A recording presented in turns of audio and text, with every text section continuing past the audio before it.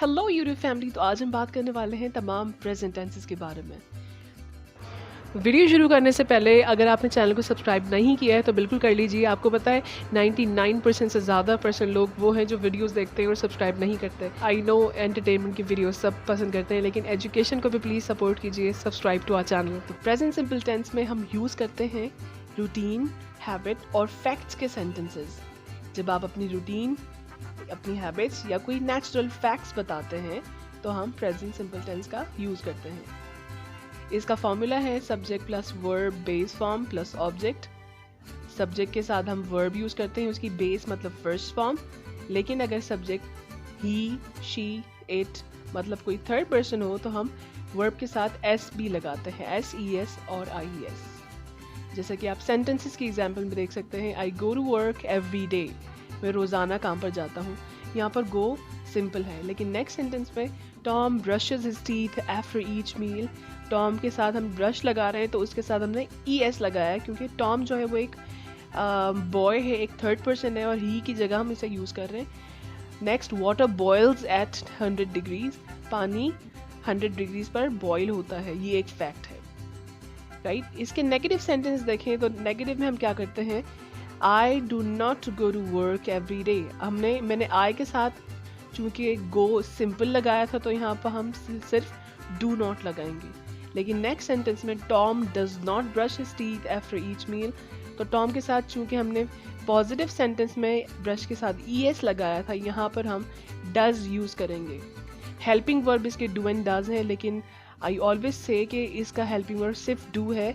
जहाँ जहाँ हम वर्ब के साथ SES IS लगाते हैं पॉजिटिव सेंटेंस में, नेगेटिव में वही SES IS उठाकर हम डू के साथ लगा देते हैं तो डू बन जाता है does. So Tom does not brush his teeth after each meal. अब नेगेटिव सेंटेंस में ब्रश के साथ हम ES नहीं लगाएंगे। Next, water does not boil at 100 degrees. यहाँ पर छोटी सी स्पेलिंग मिस्टेक है, टॉम डज नॉट ब्रश है वो this is not brush. Okay, then question sentences में हम अपने डू और डज को शुरू में ले आते हैं and it becomes do I go to work every day. क्या मैं रोजाना काम पर जाता हूँ। Does Tom brush his teeth after each meal. क्या टॉम हर खाने के बाद अपने दांत ब्रश करता है। Does water boil at 100 degrees. क्या पानी 100 डिग्रीज पर बॉयल होता है। तो इसी तरीके से अगर हम प्रेजेंट कंटिन्यूस टेंस की बात करें, जिसे प्रेजेंट प्रोग्रेसिव टेंस भी कहा जाता है, इसमें हम बात करते हैं कंटिन्यूटी ऑफ एन एक्शन, काम के तसलसल की। मतलब एक एक्शन जो पास्ट में कभी भी शुरू हुआ और अभी तक काम जारी है, चल रहा है। तो यहाँ पर हम प्रेजेंट पार्टिसिपल फॉर्म यूज़ करेंगे, इसका मतलब है ING फॉर्म यूज़ करेंगे। 12 टेंसेस में जहाँ पर भी ING फॉर्म यूज़ होती है, इसका मतलब है काम चल रहा है, कंटिन्यू है। सेंटेंसेस की बात करते हैं, आई एम वर्किंग, पहले मैंने यूज़ किया आई, सब्जेक्ट इज़ MR में से हम M यूज़ करेंगे, वर्ब ING यूज़ करेंगे और ऑब्जेक्ट यूज़ करेंगे अगर ज़रूरत है। तो आई एम वर्किंग, मैं काम कर रहा हूँ। Tia is brushing her teeth, Tia अपने दांत ब्रश कर रही है। दे आर लर्निंग इंग्लिश, वो इंग्लिश सीख रहे हैं। Negative sentence, I am not working, मैं काम नहीं कर रहा हूँ।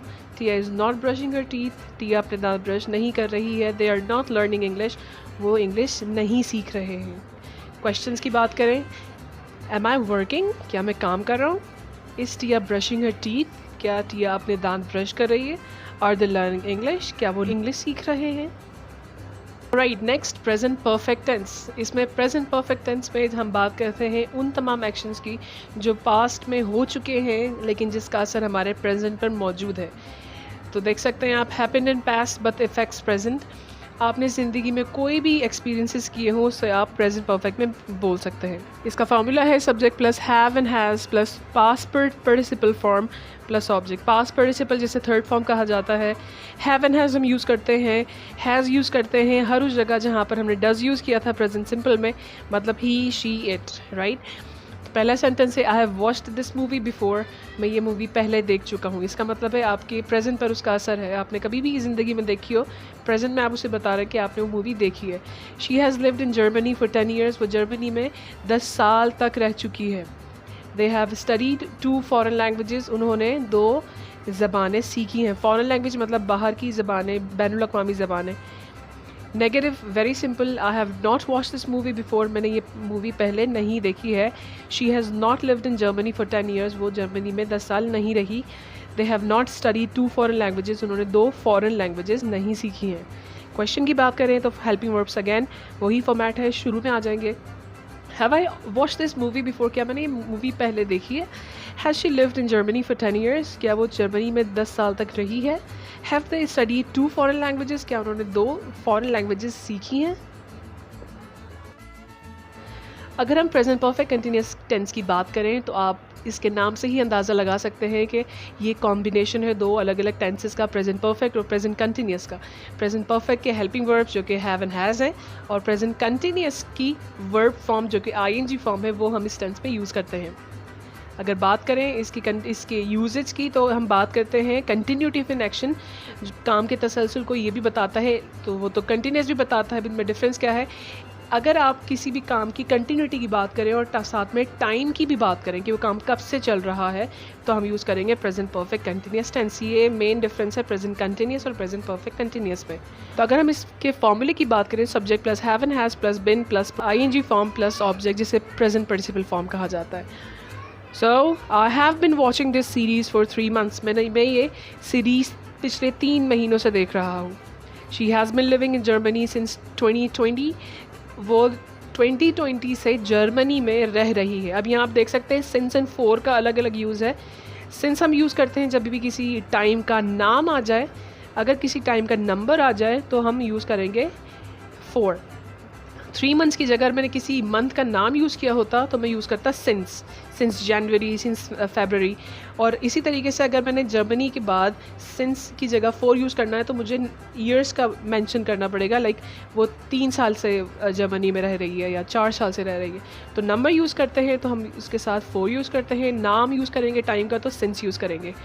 Third sentence, they have been studying English for 2 weeks, वो 2 हफ्ते से इंग्लिश सीख रहे हैं। अगर इसके नेगेटिव की बात करें तो हम पहला जो हेल्पिंग वर्ब है हैव एंड हैज़, उसके बाद नॉट लगाएंगे एंड देन बिन।